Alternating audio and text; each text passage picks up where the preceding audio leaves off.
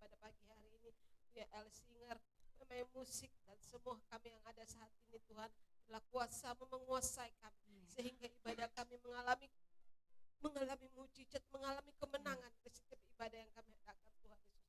Bersama kamu, bersama Yesus kami menang, bersama Yesus kami sanggup menghadapi setiap masalah apa yang kami hadapi Tuhan Yesus. Tuhan berikan kami hati yang selalu bersyukur, hati yang selalu menyenangkan Engkau Tuhan Yesus. Terima kasih Bapak buat pagi hari ini. Kami memulai ibadah kami, bila setiap kami yang ada saat ini untuk menyerahkan hidup kami benar-benar menyenangkan Engkau Yesus. Di dalam nama Tuhan Yesus kami agungkan, kami puji Engkau. Haleluya. Amin. Kita berdiri saudara, saya bacakan firman Tuhan dari Mazmur 25 ayat 14. Tuhan bergaul karib dengan orang yang takut akan Dia, dan perjanjiannya diberitakannya kepada mereka. Puji Tuhan. Tuhan bergaul karib dengan orang yang mencintainya. Amin. Saya percaya jemaat GBD Kasih adalah orang-orang yang mencintai Tuhan. Amin. Haleluya. Siapa percaya bahwa hari-hari yang Tuhan berikan itu adalah hari yang terbaik? Boleh lambaikan tangan saudara. Haleluya. Haleluya. Kasih tos kanan kiri. Katakan hari ini hari yang terbaik.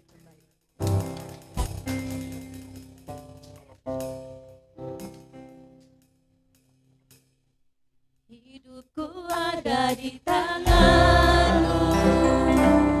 Kau beri rancangan yang terindah, tak hanya yang baik saja yang ku terima. Walau tubuhku dirembukan, walau jiwaku tergoyahkan, pujianku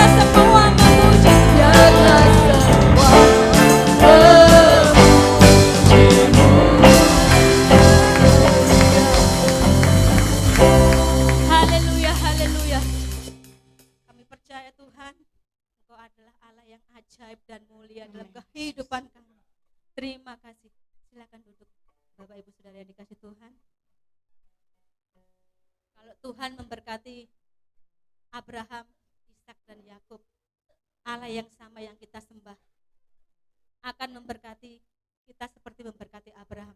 Bahkan anak cucu kita akan diberkati oleh Tuhan. Amin. Haleluya. Berkat anak.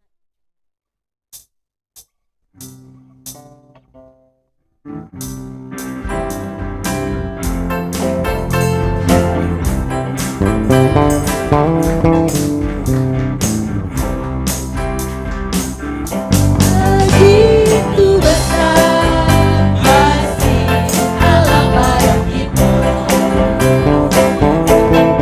Berkatilah anak cucu kita di mana-mana.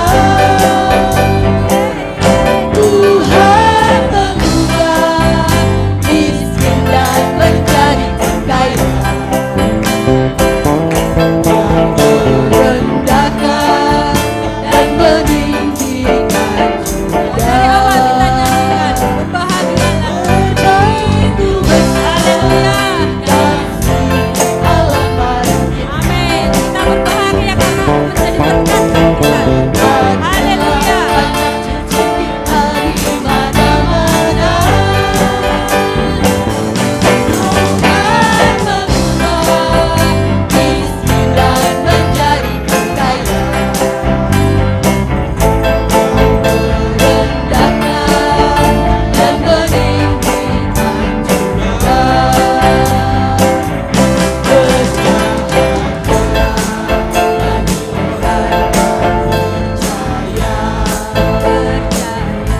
Anak cucunya pasti tidak akan mengenal kita. Karena Allah menggenapi firman.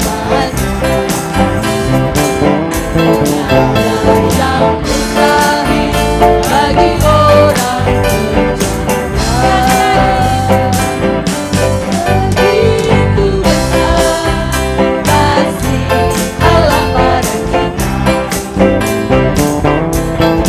Berkatilah anak cucu kita di mana-mana. Tuhan yang ubah miskin dan menjadi kaya. Saya berikan kesempatan bagi Bapak Ibu yang ingin menyaksikan cinta kasih Tuhan. Dan Saya persilahkan.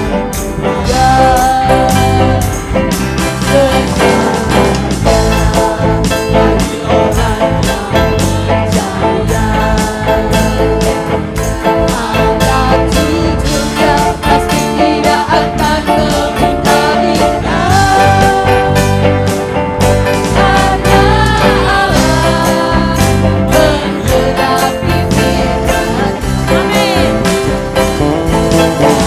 Yang mustahil bagi orang percaya. Katakan tiada yang mustahil. Yang mustahil bagi orang percaya. Tiada yang mustahil. Yang mustahil bagi orang Haleluya. Tiada mustahil bagi orang yang percaya. Haleluya. Ada yang mau menyaksikan cinta kasih Tuhan?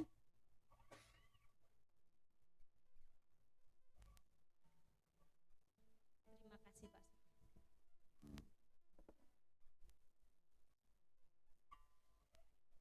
Shalom. Luar biasa.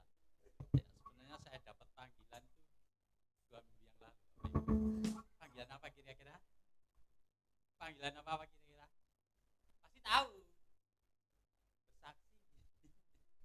Sebenarnya saya ini sungkan sama Bapak Ibu dan anak-anak ini semua. Sungkan saya ini. Sebenarnya ya kalau saya mau bersaksi tiap minggu itu ada. Ada. Saya lihat kemarin hari Kamis nggak ada saksi ya. Minggu nggak ada sepi. Ya, sebenarnya harus ada yang saksi ya. Amin.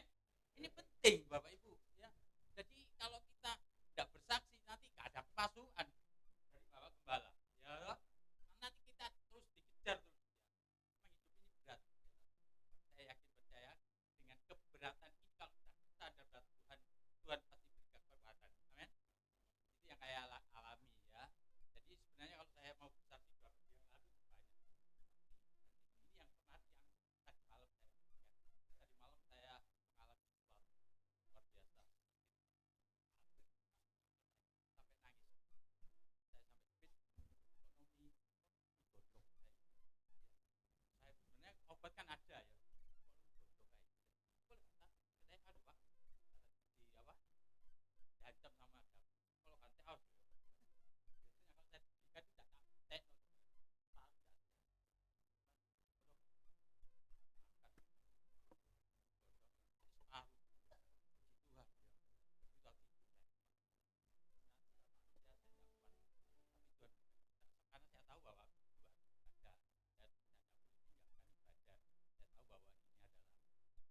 mana daripada Tuhan Yesus.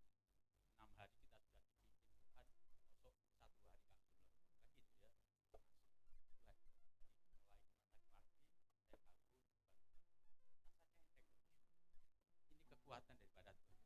Saya bukan kekuatan saya yakin percaya Tuhan punya rencana. Saya yakin percaya bahwa kita itu pasti diberi kekuatan. Bukan berarti tidak ada masalah, pasti ada masalah. Ya, tetapi bagaimana menghadapi masalah itu? Kalau kita mengandalkan kekuatan kita, pasti kita jangan putus asa.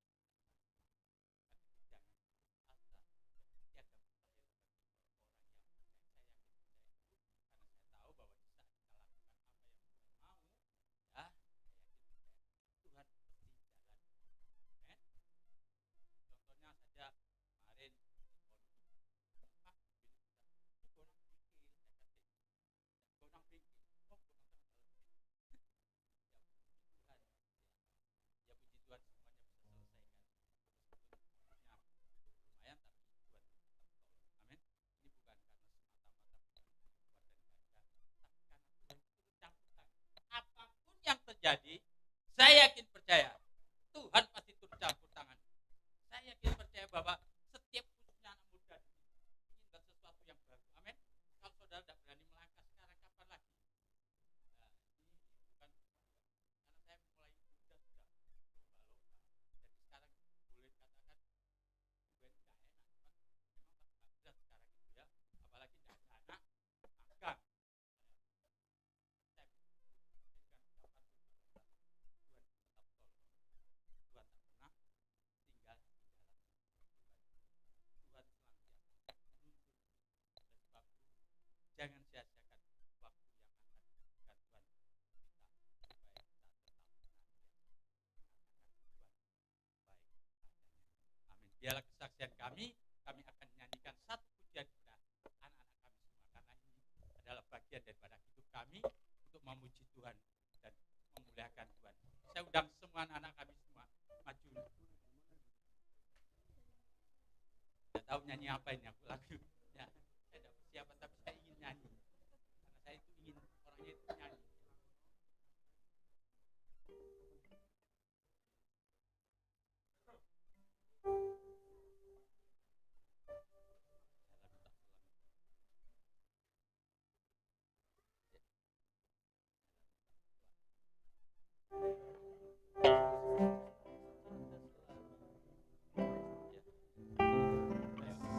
Ya, saya senang saudara. Biar ini menjadi bagian bagi Bapak Ibu semua yang di sini. Jangan jadi penonton. Amin. Ini penting. Jalanmu tak terselami. Haleluya.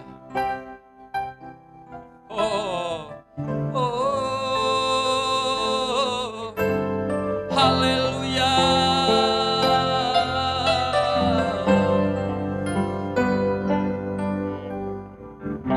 Jalanmu tak terselami.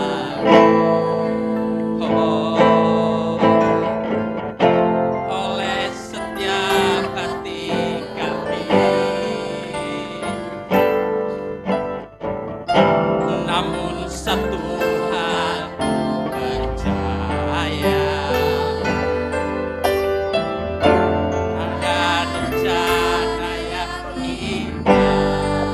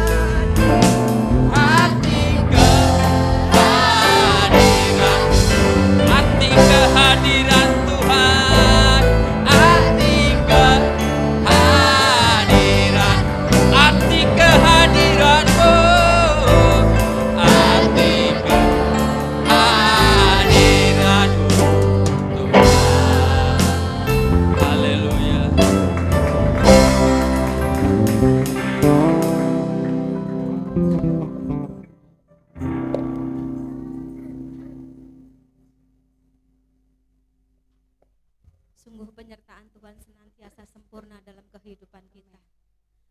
Allah turut bekerja dalam segala sesuatu untuk mendatangkan kebaikan bagi kita yang percaya. Amin. Haleluya. Karena kita tahu dan karena kita percaya Allah yang kita sembah adalah Allah Immanuel. Allah yang tidak pernah meninggalkan kita sedetik pun. Kami percaya Tuhan, penyertaan-Mu senantiasa ada dalam hidup kami.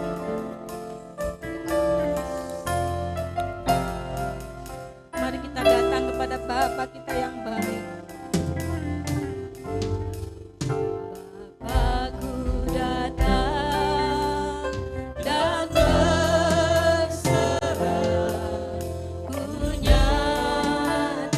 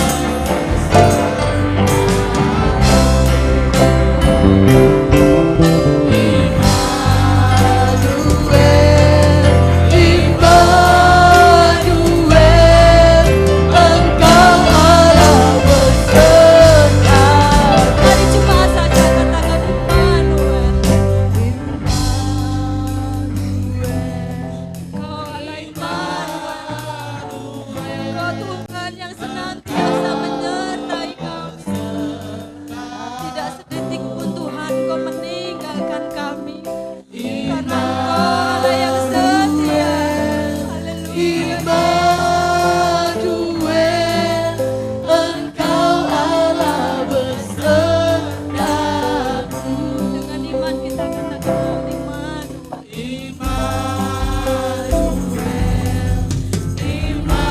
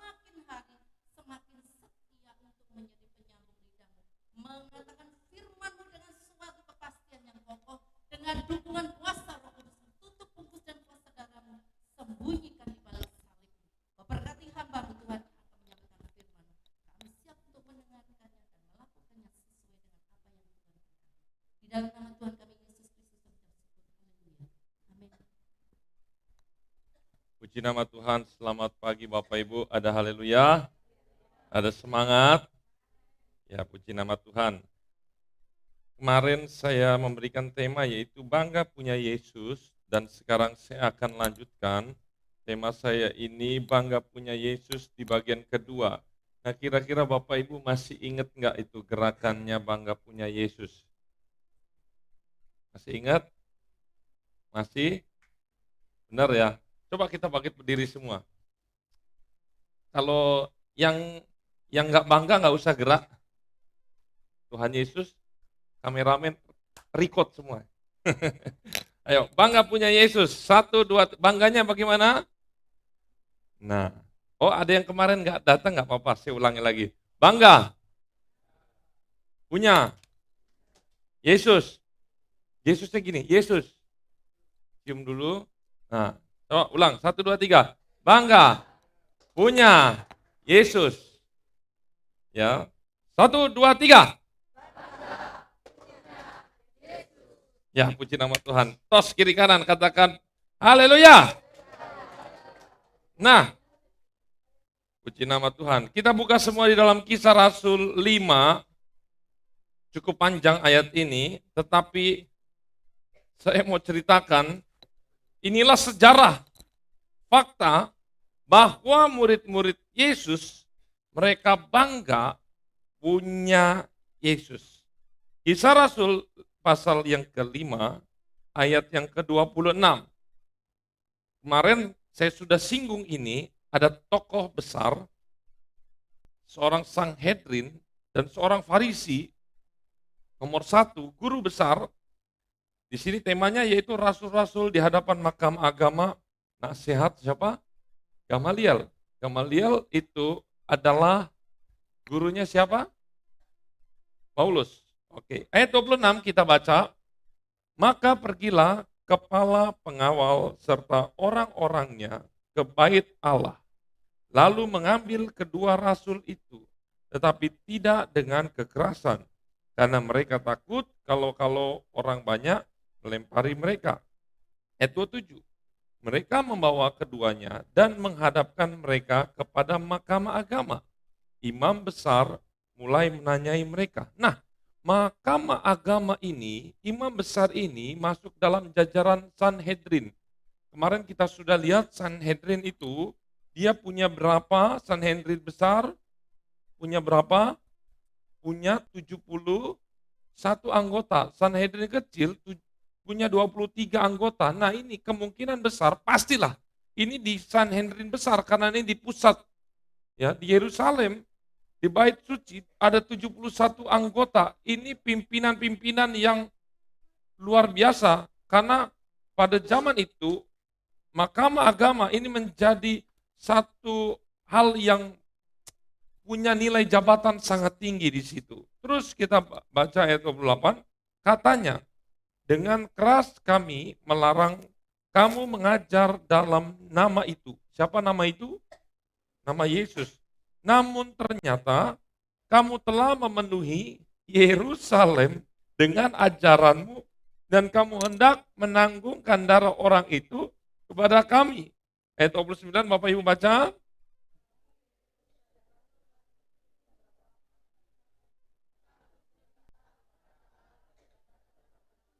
Tuh, lihat. Pembelaan Petrus berkata kita harus lebih taat. Berarti secara tidak langsung Petrus mau berkata, saya mau lebih taat kepada Yesus, yang Yesus itu adalah Mesias, Mesias adalah Allah itu sendiri daripada kepada manusia. Padahal waktu itu mahkamah agama orang Farisi itu menyembah siapa? Ya Allah juga, YHWH. Tetapi lihat di sini, yang satu mengalami pembaharuan, mengalami iluminasi, mendapatkan sesuatu yang baru, dan yang lama, makanya ini seringkali ada dua, perjanjian lama, perjanjian baru. Perjanjian lama adalah nubuatan tentang perjanjian baru. Orang Kristen percaya perjanjian lama, percaya perjanjian baru. Jangan ada orang Kristen yang anti perjanjian lama. Karena itu nanti nggak tahu ceritanya. Janji-janjinya di dalam perjanjian lama yang sudah dikerjakan, yang sudah terjadi dalam perjanjian baru. Itulah pentingnya.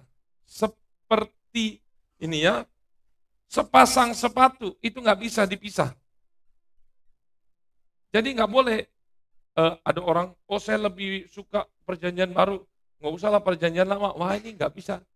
Karena bagaimana kita melihat hasilnya di dalam perjanjian baru, tapi kalau kita mundur di belakang, nggak kelihatan. Perjanjian lama kita nggak akan bisa melihat. Nah, kita lihat di ayat yang ke-30. 1, 2, 3. Allah nenek moyang kita telah membangkitkan Yesus yang kamu gantungkan pada kayu salib dan kamu bunuh. Ayat 31 kita baca.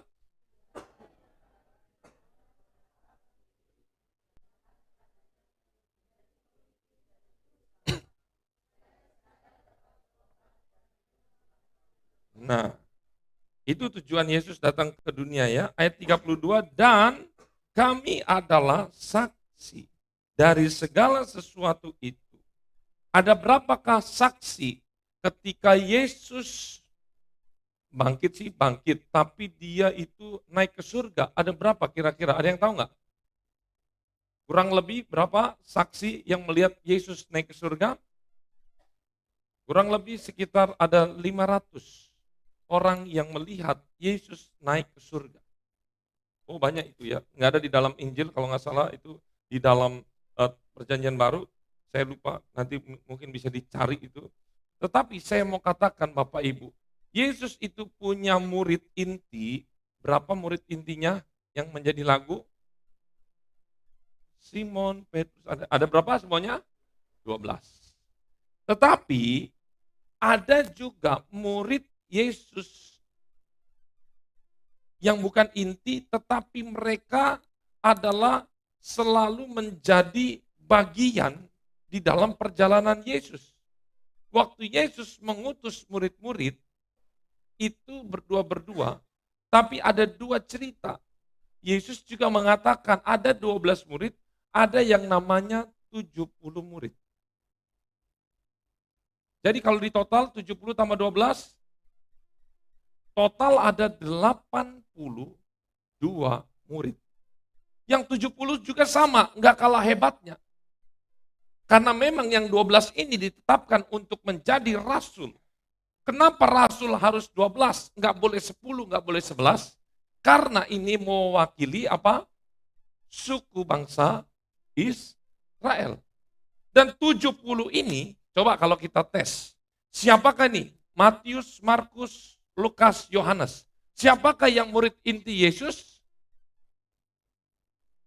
Matius? Murid inti Yesus atau bukan? Kok ada pecah suara ini? Iya atau bukan? Iya. Coba, siapa yang iya? Angkat. Baru 1, 2. Pasti nanti ada yang ketiga. Siapa yang bukan? Bukan. Siapa yang bingung? Matius itu siapa? Atau lebih baik saya jelaskan di sesi lain, atau singkatnya aja lah nih. Matius itu murid Yesus. Nama lain dari Matius adalah pemungut cukai. Iya, pemungut cukai ada depannya, Pak. Suku apa?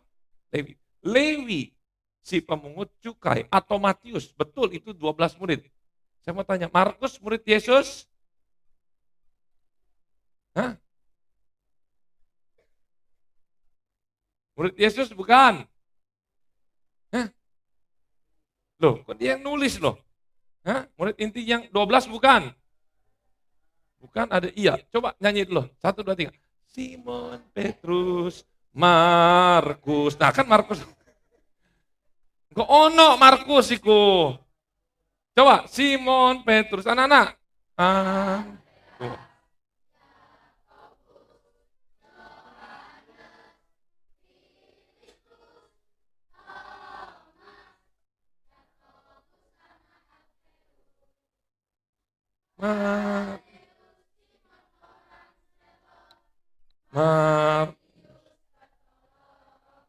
Markus, tuh.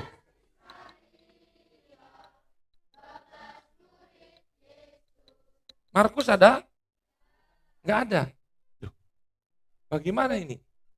Nah, ini nanti biasa kalau sinetron lagi ininya, nanti saya kasih tahu jawabannya. Kalau begitu, Lukas Iskariot, bukan ya? Lukas 12 murid Yesus bukan? Hah? Bukan. Jadi dari 4 Injil ini, siapa yang murid inti Yesus? Yohanes dan Matius. Kalau begitu, siapakah Markus? Siapakah Lukas?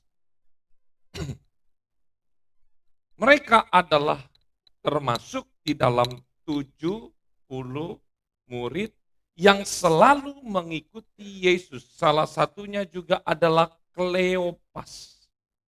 Kleopas adalah waktu Yesus bangkit dan mereka berjalan berdua bersama si penulis Injil itu, tapi tidak ditulis, kemungkinan itu adalah Lukas atau Markus yang menulis itu. Saya tidak membuka ini. Kemudian ketika mereka berjalan-jalan dan mereka bertemu Yesus, tapi mereka nggak tahu itu Yesus. Tahu kan cerita ini? Dan ketika Yesus singgah di rumah mereka, kemudian apa? Mengadakan apa? Memecah-mecahkan roti dan mengadakan perjamuan, tiba-tiba mereka tahu di hadapan mereka adalah Yesus. Itu Kleopas, salah satu 70 murid. Waktu saya di Israel itu di salah satunya kamar loteng Yerusalem yang kita kunjungi, itu besarnya bisa nampung 120 orang, itu adalah kepunyaan Markus, murid Yesus yang 70. Markus ini orang kaya. Makanya ingat Bapak Ibu, perjamuan terakhir yang dikenal dilukis oleh siapa namanya? Pelukis terkenal itu. Siapa namanya pelukis yang melukis 12 murid Yesus dengan Yesus perjamuan akhir, itu siapa namanya? Siapa namanya? Pernah ya? Pernah tahu kan? Pernah lihat ya? Sering kita lihat ya? Itu di rumah Markus. Terjadinya pencurahan Roh Kudus 120 murid di rumah Markus. Jadi Markus adalah orang yang sangat penting, yang selalu mengikuti Yesus meskipun dia bukan 12 murid Yesus. Makanya saya seringkali lihat di YouTube dan segala macam, itu tidak berdasarkan fakta sejarah. Mereka berkata, tidak ada satupun penulis Injil yang hidup di zaman Yesus. Loh, kok bisa begitu? Sedangkan bukti-buktinya banyak. Saya mau katakan, mereka itu menulis kitab mulai Matius, Markus, Lukas, Yohanes. Mereka adalah saksi sejarah. Buktinya banyak sekali. Kalau kita ke sana, mampirlah ke gereja-gereja Kristen Ortodoks itu, tradisi-tradisi turun-temurun, semua bukti-buktinya ada secara lengkap. Jadi, saya mau katakan, yang benar dibilang salah, yang salah dibilang benar. Saya menjadi agak sedikit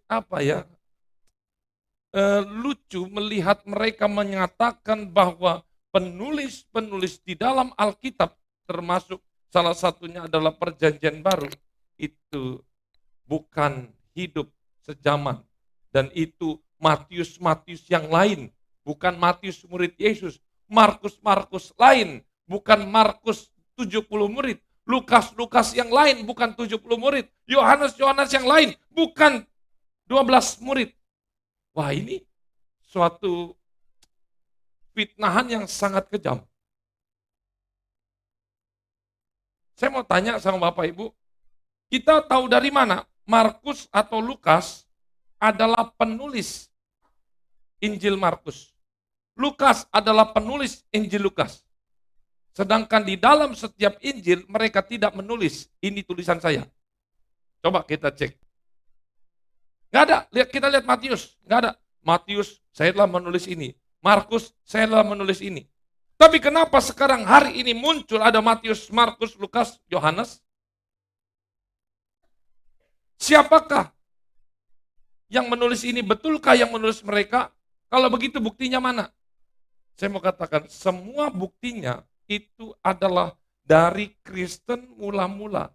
Jadi Bapak Ibu, Kristen mula-mula itu kemudian mereka menggabungkan semuanya.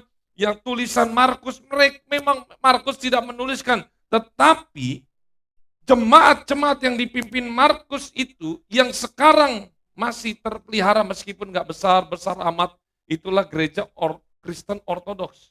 Jadi kita tahu buktinya dari mana? Dari riwayat sejarah gereja Kristen Ortodoks. Mereka lah yang menulis Matius, Markus, Lukas, Yohanes sampai sekarang ini. Loh, apakah buktinya kuat? Iya, karena mereka muridnya secara langsung juga. Sampai sini kita harus paham bahwa kalau saya menulis surat, tapi saya tidak mencantumkan nama saya, tapi saya berikan itu kepada anak saya, dan anak saya di hari berikutnya, di tahun berikutnya menuliskan, ini adalah karangan papa saya Jeremia Murara. Bapak Ibu percaya apa enggak? Percaya apa enggak begitu? Percaya, karena yang menulis itu anaknya saya. Saya dan dia adalah bapak dan anak. Kalau misalnya anak saya punya anak laki, itu masih Bapak Ibu percaya enggak tulisan saya itu nanti sama anaknya? Pasti masih percaya, karena masih apa? Satu garis. Di zaman dulu belum ada Google. Nggak bisa kita nyimpan di Google Drive apa segala macam, tidak ada. Satu-satunya cara bukti bahwa kita tahu itu tulisannya, itu harus ada garisnya, ada benang merahnya. Saya percaya tulisan kamu, tapi kamu siapa? Oh, saya muridnya Yohanes. Itu loh. Loh, kenapa kamu bisa tahu tulisannya? Ya, saya muridnya Yohanes punya murid, muridnya Yohanes punya murid, itulah saya. Itu jadi ada benang merahnya. Itulah yang terjadi, maka dibentuklah Alkitab sampai saat ini. Tetapi, karena hal-hal yang seperti ini, itu mengganggu hidup mereka, makanya mereka putar balik diputar lagi. Dan saya mau katakan, bahwa Alkitab yang saya baca ini, itu sumber-sumbernya terlalu banyak. Bayangin Bapak Ibu, ada 5.000 di Alkitab Perjanjian Baru itu, 5.000 lebih salinan. Di dalam Perjanjian Lama nggak usah ditanya lagi, udah sangat banyak lagi. Perjanjian Baru aja udah sekitar segitu. Bisa bayangkan, terlalu banyak salinan-salinan teks kuno, dan semuanya itu tidak ada yang berbeda. Semuanya sama. Masih lagi Alkitab dikatakan adalah palsu. Karena sampai sekarang yang mereka katakan palsu, aslinya belum ketemu. Ayo. Kalau mereka berkata Alkitab yang kita baca ini palsu, kita tanya sama mereka, kalau begitu, kamu ngomong palsu kan berarti ada asli. Endi asli nih? Ayo. Saya tahu ini uang palsu. Karena saya tahu yang asli, saya punya. Nih, uangnya ada. Ini palsu. Tapi sampai hari ini tidak pernah ditemukan satupun Alkitab yang menurut mereka asli. Bapak Ibu, tidak akan mungkin Alkitab itu palsu yang kita baca sekarang. Karena dari pulau ke pulau, dari zaman ke zaman, ditulis dengan orang yang berbeda. Misalnya saya lahir sekarang, kemudian ada lagi orang di mana, misalnya di Singapura, lahir 50 tahun kemudian, mereka menulis yang itu, saya menulis yang itu, semuanya ternyata ribuan tahun kemudian ketemu, semuanya cocok. Nggak pernah janjian, tapi semuanya terstruktur dengan baik. Jadi kekristenan itu adalah bukan hanya sekedar iman. Ingat, Kita percaya bukan hanya sekedar iman yang buta, tetapi kekristenan adalah sejarah. Katakan, kekristenan adalah sejarah. Sejarah yang betul-betul terjadi. Jadi Bapak Ibu harus bangga. Kita bukan membaca, sesuatu ini palsu. No. Kalau Bapak Ibu sendiri, adik-adik sendiri masih meragukan Alkitab ini palsu atau asli, bagaimana kita mau bangga kepada Yesus? Itu nggak bisa. Lanjut. Di ayat berapa itu? 20. Ayat 31 ya. Dialah yang telah ditinggikan oleh Allah sendiri, dengan tangan kanannya menjadi pemimpin dan juru selamat, supaya Israel dapat bertobat dan menerima pengampunan dosa. Ayat 32 Bapak Ibu baca, 1, 2, 3.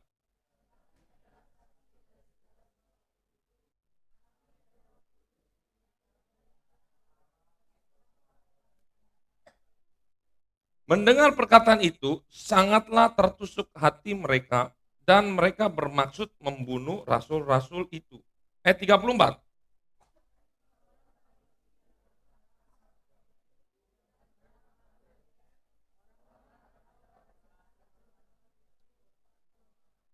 Bangkit dan meminta supaya orang-orang itu suruh.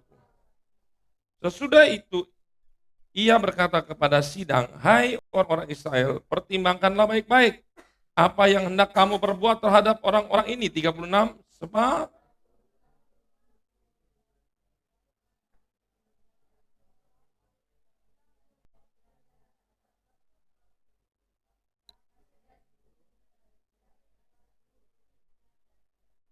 sesudah dia, pada waktu pendaftaran penduduk muncullah si Yudas, seorang Galilea. Ia menyeret banyak orang dalam pemberontakannya, tetapi ia juga tewas dan tercerai-berailah seluruh pengikutnya. 38.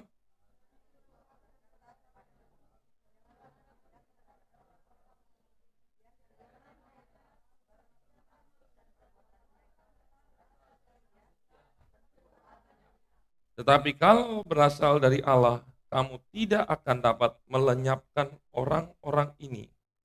Bahwa kamu juga, mungkin ternyata juga nanti bahwa kamu melawan Allah.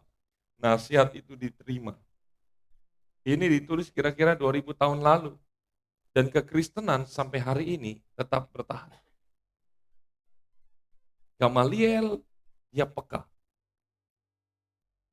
Meskipun dia tidak percaya Yesus Mesias, tetapi dia peka akan hal-hal ini.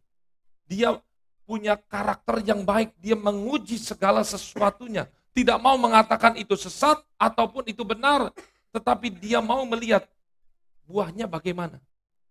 Dan perkataan dan Gamaliel, guru besar ini, sampai hari ini terbukti bahwa kekristenan meskipun sudah dihancurkan berulang-ulang, tetap bertahan dan bahkan bertumbuh sampai hari ini.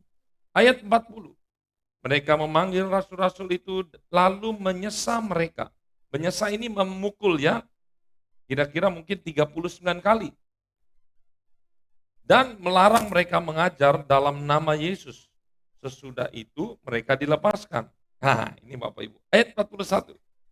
Rasul-rasul itu meninggalkan sidang mahkamah agama dengan, ulang lagi, rasul-rasul itu meninggalkan sidang mahkamah agama. Loh. Tadi sebelumnya dicambuk, disiksa, diadili. Tetapi ketika mereka pulang, mereka katakan, mereka gembira. Baca lagi. Karena mereka telah dianggap layak.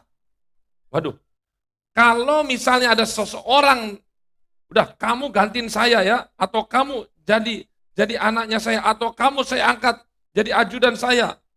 Misalnya jadi ajudannya nanti Prabowo. Wah, dia merasa bukan siapa-siapa, tapi diangkat jadi tangan kanan saya. Itu merupakan suatu kebanggaan. Tetapi di sini dikatakan bahwa mereka telah dianggap layak menderita penghinaan oleh karena nama Yesus. Rasul-rasul itu tahu benar bahwa adalah suatu penghargaan, adalah suatu kebanggaan kalau murid Yesus itu menderita. Lihat di sini. Jadi mereka bangga bukan karena mereka kaya, bukan karena mereka itu berhasil dan sukses di dalam bisnisnya, enggak. Tetapi mereka bangga karena mereka layak menderita. Konsep ini enggak akan nyambung dengan orang-orang duniawi. Karena ini terbalik. Bahkan ayat 42, dan setiap hari mereka melanjutkan pengajaran mereka di bait Allah dan di rumah-rumah orang dan memberitakan Injil tentang Yesus yang adalah Mesias. Kapok apa enggak mereka? Enggak. Saya mau katakan, menderita karena ikut Yesus adalah suatu kebanggaan. Jangan ketika kita diintimidasi, karena saya orang Kristen, karena saya percaya Yesus, kita menjadi takut.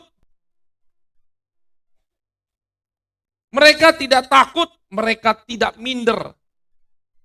Jangan-jangan waktu itu mereka juga berkata, Tuhan kamu, Tuhan disalib, telanjang, segala macam.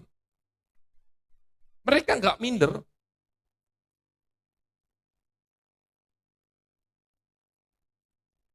Saya merasakan apa yang Bapak Ibu pernah rasakan. Atau anak-anak sekarang yang sekolah, yang tidak di sekolah Kristen rasakan, saya sangat rasakan.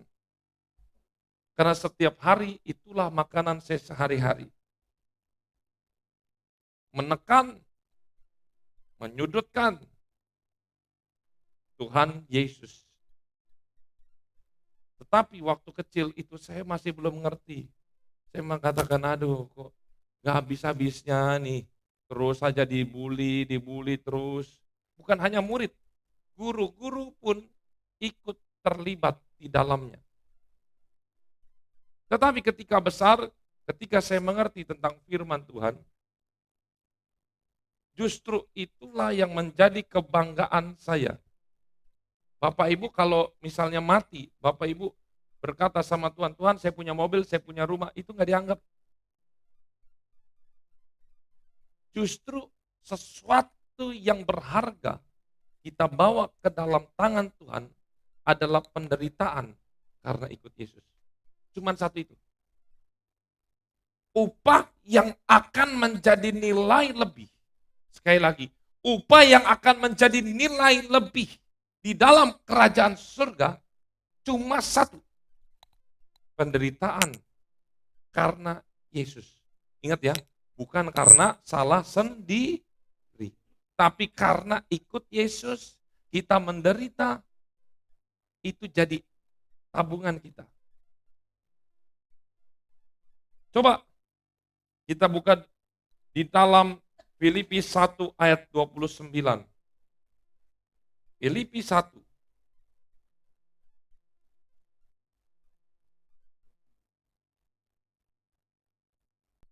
Ayat 29.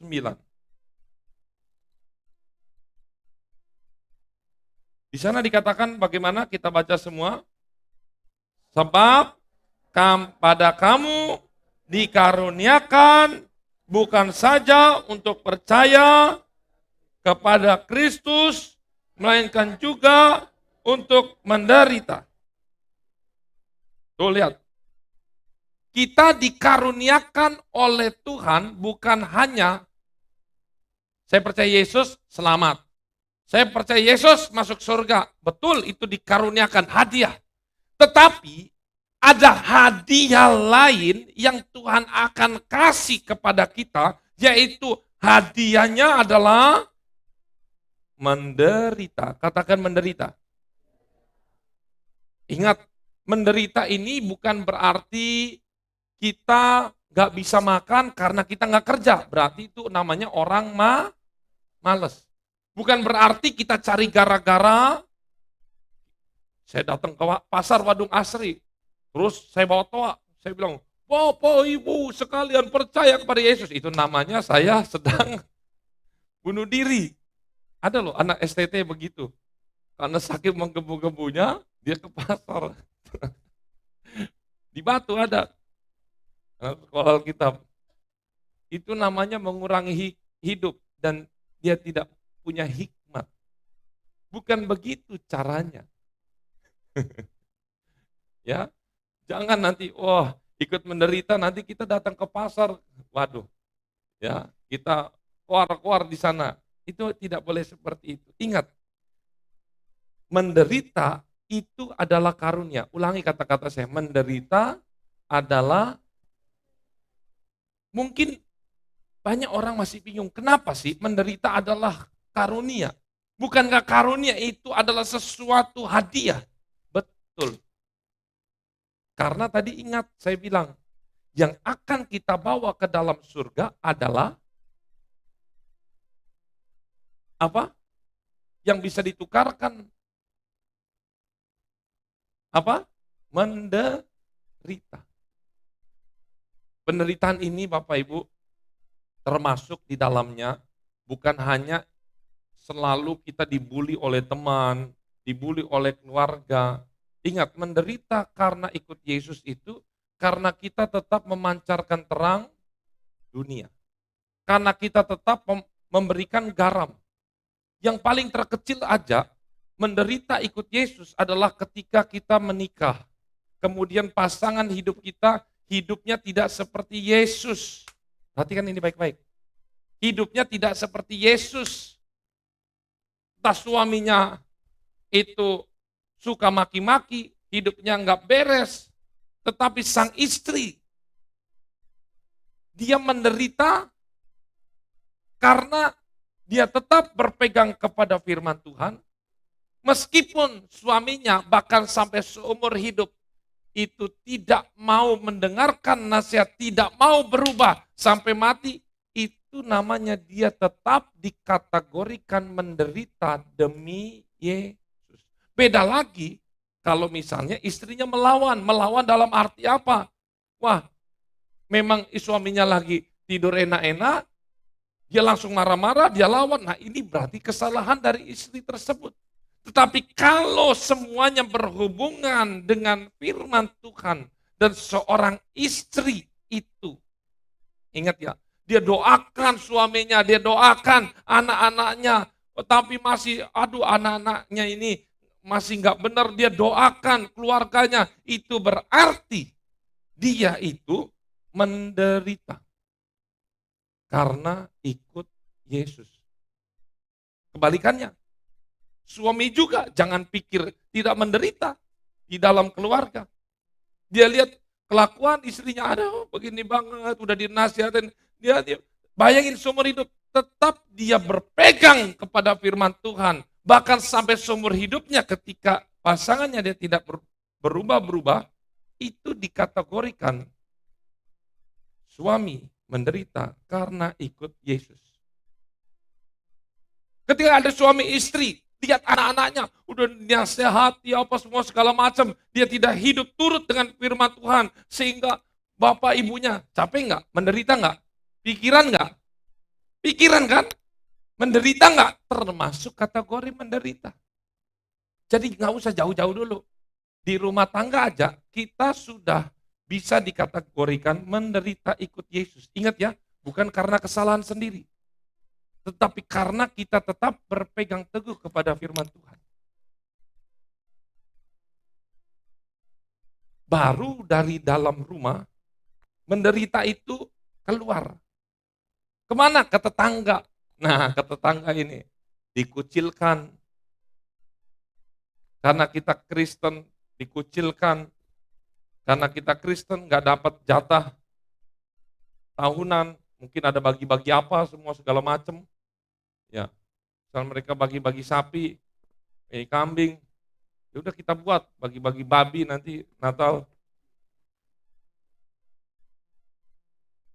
Belum lagi ke sekolah, belum lagi ke tempat pekerjaan. Saya pernah dengar nih cerita-cerita bapak-bapak diajak kompromi, bapak-bapaknya nggak mau. Kamu aneh sendiri, apa. Jadi kayak sok suci sendiri. Itu menderita. Itu menderita.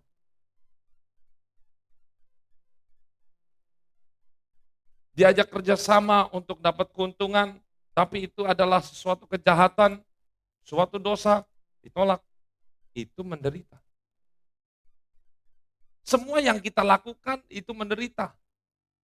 Jadi penderita itu jangan pikir harus disiksa masuk penjara.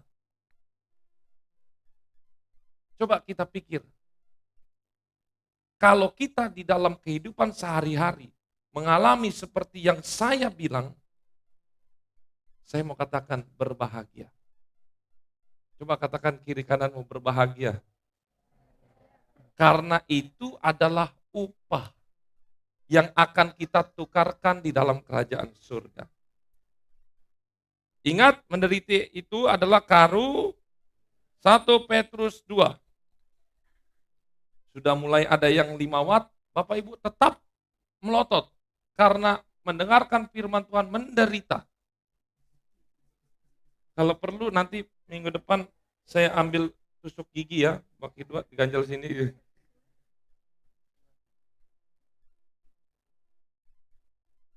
1 Petrus 2,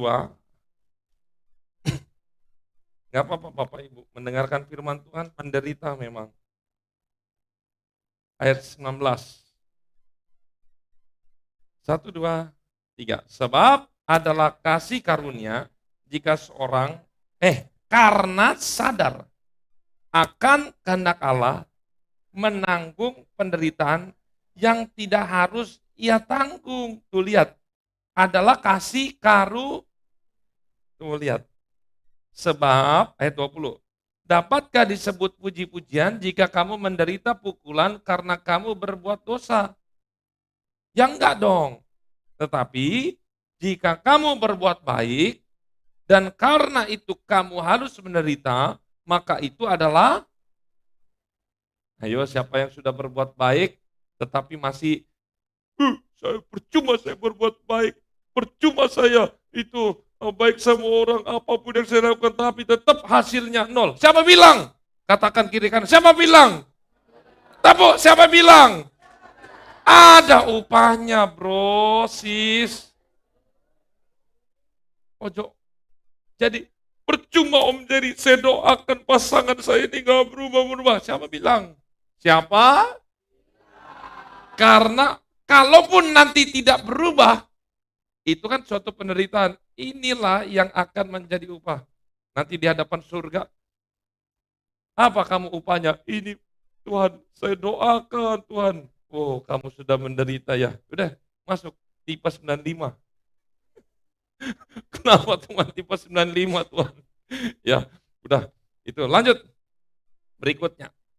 Karena penderitaan adalah kasih karunia itu sebenarnya adalah tabungan, adalah upah. Adalah bekal kita di surga. Ada lagi nih ayatnya nih. 2 Timotius 4 ayat 7. Kita hari ini akan membuka banyak ayat. 2 Timotius 4 ayat yang ke-7. Tuh lihat. Paulus itu dia tahu bahwa penderitaan yang dia alami itu akan dia akhiri dan dia menjadi pemenang. Aku telah mengakhiri pertandingan yang baik, aku telah mencapai garis akhir, dan aku telah memelihara iman. Tuh lihat tuh. Kalau kita lihat di sini, Paulus tahu bahwa dia sudah mencapai garis akhir. Bapak Ibu berpikir, ketika namanya seorang pelari, dia sudah sampai garis akhir dan dia menang, pasti mendapatkan apa? Dapat upah. Itu pasti. Makanya, di dalam Roma 8 ayat 18 itu dikatakan seperti ini, gak usah dibuka. Sebab aku yakin bahwa penderitaan zaman ini tidak dapat dibandingkan dengan apa? Kemuliaan yang dinyatakan kepada kita.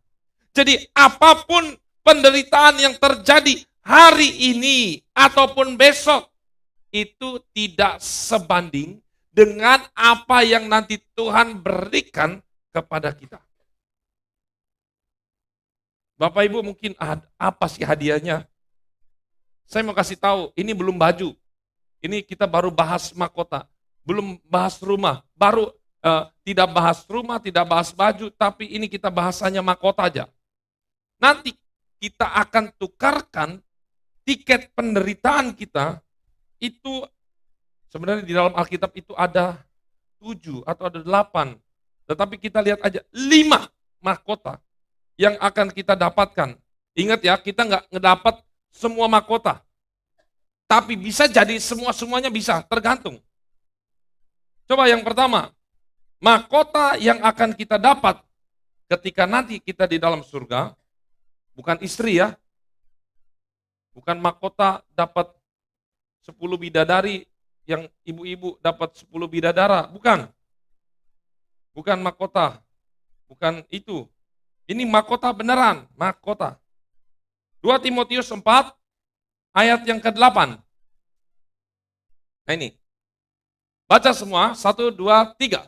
Sekarang telah tersedia bagiku mahkota kebenaran yang akan dikaruniakan kepadaku oleh Tuhan, Hakim yang adil. Terus,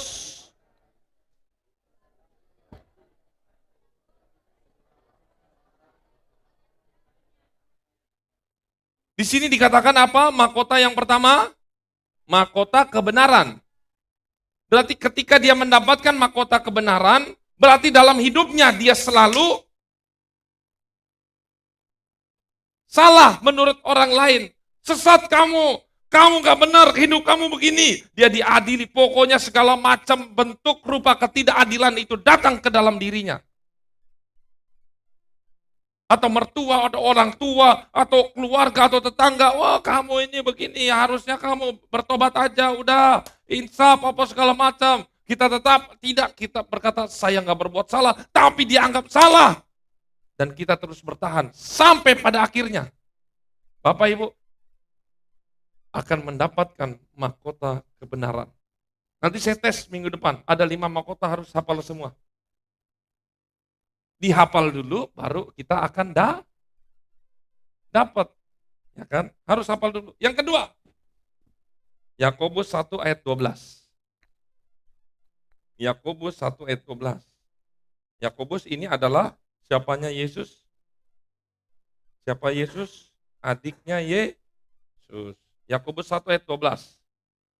Tuh, pengujian dan pencobaan. Ayo, kita baca. 1, 2, 3. Berbahagialah orang yang bertahan dalam pencobaan.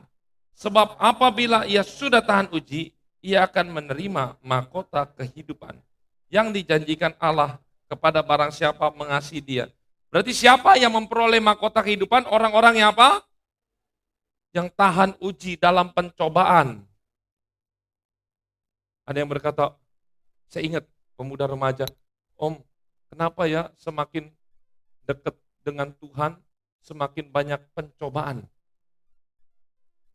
Nah ya, dengar ya, saya mau bilang, supaya kalau takarannya sudah penuh, ujian pencobaan ini, kita akan bawa ke surga, dan kita akan dapat mahkota kehidupan. Adalah suatu kebanggaan. Saya berpikir, dan saya membayangkan bahwa jemaat-jemaat di GPTI Kasih, kita akan memamerkan, wih, tante ini mahkota. Saya mau bilang, ikut Yesus, percaya Yesus, pasti masuk, tetapi, katakan tetapi, tidak semua orang punya mahkota.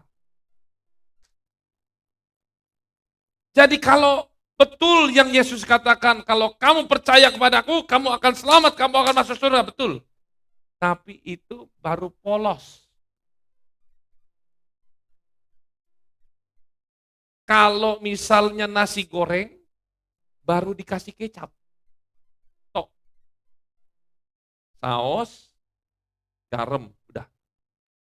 nggak ono sayurnya. Apalagi telur mata, kenapa harus mata sapi? Kan itu ayam, telur mata ayam. Yang spesial katanya ada telur mata ayamnya. Nggak dapat yang spesialnya, polos. Tapi kita mau yang spesial, amin. Kalau kita bertahan dalam ujian sampai mati. Jadi hari ini saya pakai mahkota kebenaran, besok saya ganti mahkota kehidupan. Yang ketiga saya akan kasih tahu. Ingat ya, ketika baca ini Bapak Ibu bayangkan benar-benar itu dipakai. Saya mau tanya, apakah seorang prajurit memakai mahkota? Pernah lihat seorang prajurit memakai mahkota? Jadi, jabatan prajurit adalah yang masuk surga, yang gak ada mahkota, mereka di bawah. Yang memakai mahkota adalah anak-anak raja. Amin. Pangeran-pangeran. 1 Petrus 5 ayat yang keempat. Katakan kiri kanan, bangun. Memang sih gak ada yang tidur, gak ada yang tidur. Cuman semangat aja. 1 Petrus 5 ayat 4. 1 Petrus 5 ayat 4. Nah, ini sepertinya buat saya ini. 1 Petrus 5 ayat 4. Baca, 1, 2, 3. Maka kamu apabila gembala agung datang, kamu akan menerima mahkota kemuliaan yang tidak dapat layu. Siapakah ini yang mendapat? Adalah kepada orang-orang yang suka mengajar, yang suka apa ya di sini? Kalau kita lihat nih, di ayat yang 1, ayat yang kedua, ya, menjadi teladan. Jadi sebenarnya bukan hanya gembala saja, tetapi ketika hidup kita menjadi teladan buat orang lain, ketika ada orang salah kita nasihati, ketika ada orang berdosa, kita punya kerinduan untuk menobatkan orang, ayo kembali ke jalan benar, kita ngurusin masalah orang, apa segala macam, itu kita akan mendapatkan mahkota yang ketiga adalah mahkota kemuliaan. Mahkota kemuliaan. Yang keempat, mahkota apakah yang akan kita dapat? 1 Korintus 9. 1 Korintus 9 ayat yang ke-25.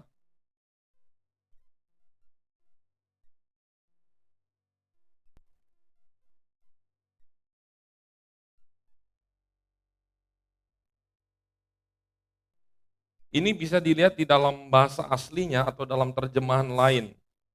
Ya, makanya ini dimasukkan. Saya lihat dari beberapa referensi semua mengatakan ayat ini.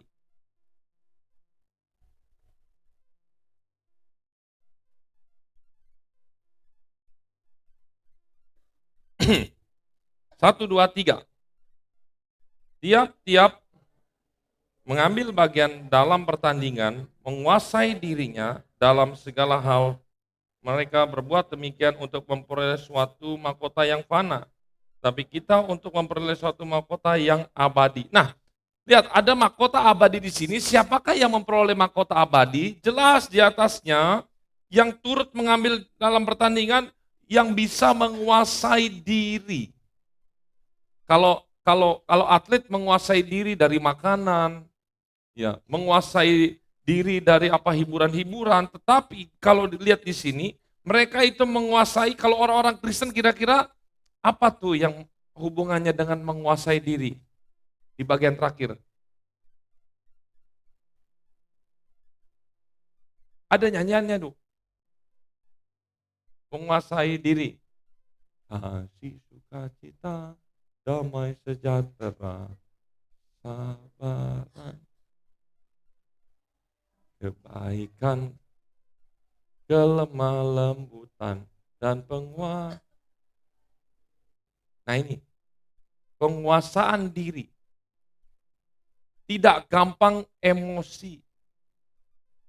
tidak gampang bereaksi, maka Bapak Ibu akan memperoleh mahkota yang keempat ketika kita bisa menguasai diri, mahkota abadi. Yang terakhir, 1 Tesalonika 2 ayat yang ke-19.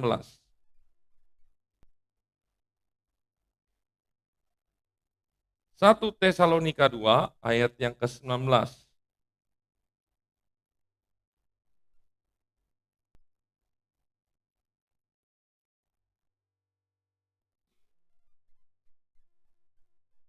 Satu, dua, tiga. Sebab siapakah pengharapan kami, atau sukacita kami, atau mahkota kemegahan kami di hadapan Yesus Tuhan kita pada waktu kedatangannya, kalau bukan kamu. Lihat ini, kemegahan. Jadi ada 5 mahkota yang akan kita dapatkan, yaitu mahkota kebenaran, yang kedua mahkota kehidupan, yang ketiga mahkota kemuliaan, yang keempat mahkota abadi, yang kelima mahkota kemegahan. Bahkan ada 2 tambahan lainnya, tetapi ini yang menjadi utama di dalam mahkota di dalam kerajaan surga. Tetapi untuk mendapatkan mahkota ini, Bapak Ibu perlu lihat di dalam Lukas 9 ayat 23. Ini menjadi pesan Yesus untuk orang-orang Kristen. Yang terpenting, Lukas 9 ayat 23. Kita lihat di sini, katanya kepada mereka semua, setiap orang yang mau mengikut aku, ia harus menyangkal dirinya, memikul salibnya setiap hari, dan memikul aku. Karena barang siapa mau menyelamatkan nyawanya, ia akan kehilangan nyawanya. Tetapi barang siapa kehilangan nyawanya karena aku, ia akan menyelamatkannya. Apa gunanya seorang memperoleh seluruh dunia, tetapi ia sendiri binasa atau merugikan dirinya sendiri? Sebab barang siapa malu karena aku dan karena perkataanku, Anak Manusia juga akan malu karena orang itu apabila ia datang kelak dalam kemuliaannya dan dalam kemuliaan Bapa dan malaikat-malaikat kudus. Aku berkata kepadamu, nah ini nanti murid-murid Yesus yang tidak meninggal.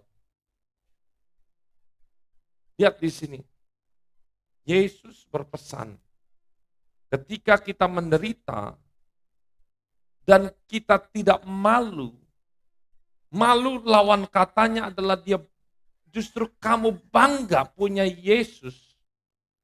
Maka lihat, orang-orang Kristen yang bangga punya Yesus, maka Yesus pun akan bangga memiliki anak-anak seperti kita. Filipi 1 ayat 21 di sana dikatakan apa? Sebab hidup adalah untuk Kristus. Tetapi di sana dikatakan mati adalah keuntungan. Kenapa mati keuntungan? Karena ketika mati, upahnya justru bisa ditukarkan dengan mahkota-mahkota. Oleh karena itu, Bapak Ibu, pemuda-pemudi,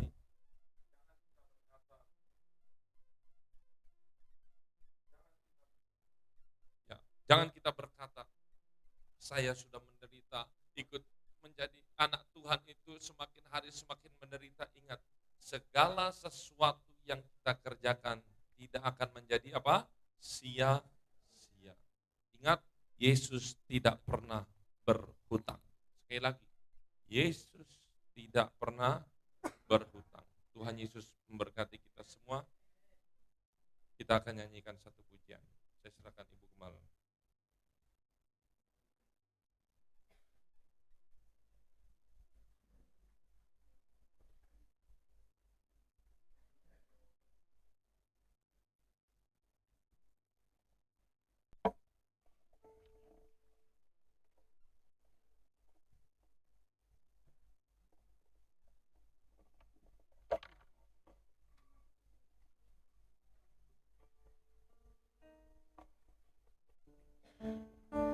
Tuhan, Bapak Ibu Saudara, mari kita bangkit berdiri. Kita mau terus mengiring Yesus seumur hidup kita. Apapun yang kita lewati, mungkin lembah air mata, tapi kita tetap mau berjalan bersama dengan Yesus sampai kita dapat mahkota kehidupan. Haleluya Yesus, tak akan pernah kusesali Tuhan.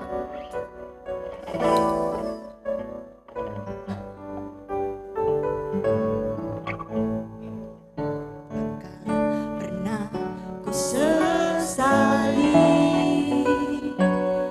mengiring Yesus sepanjang hidupku.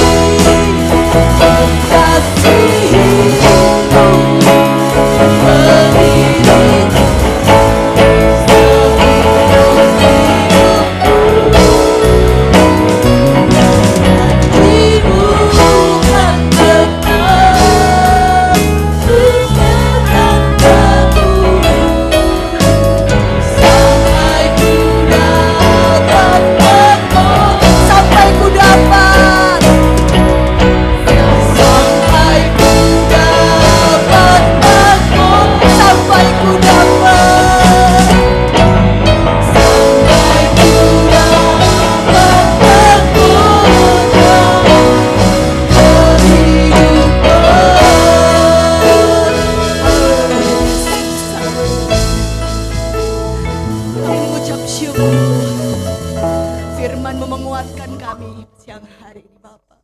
Kami mau pegang teguh janji Tuhan. Kami mau tetap setia mengiring Yesus. Apapun yang kami lewati, lembah air mata sekalipun, kami tetap percaya kepadamu Tuhan. Kami terus mau setia melayani mengiring Tuhan. Sampai nanti pada akhirnya kami percaya kami akan mendapatkan mahkota kehidupan. Terima kasih Bapa kami yang baik. Materaikan firman-Mu dalam kehidupan kami. Memberkati Tuhan, hamba-Mu yang telah menyampaikan firman Tuhan. Pakai urapi lebih lagi untuk hormat kemuliaan nama Tuhan. Kami semua yang telah diberkati melalui firman-Mu. Biarlah iman percaya kami makin diteguhkan. Kami mau makin setia, lebih setia lagi mengiring Yesus. Terima kasih Bapa kami yang baik, mengucap syukur Tuhan. Sebentar kami akan memberikan korban persembahan. Kami mau memberikan dengan hati yang penuh sukacita. Karena kami percaya segala yang kami miliki semuanya dari Tuhan. Dalam berkat nama Tuhan kami Yesus Kristus, kami mengucap syukur. Haleluya. Amin. Puji nama Tuhan. Kita akan memberikan korban persembahan. Persembahan dijalankan 2 kali. Minggu kedua untuk kas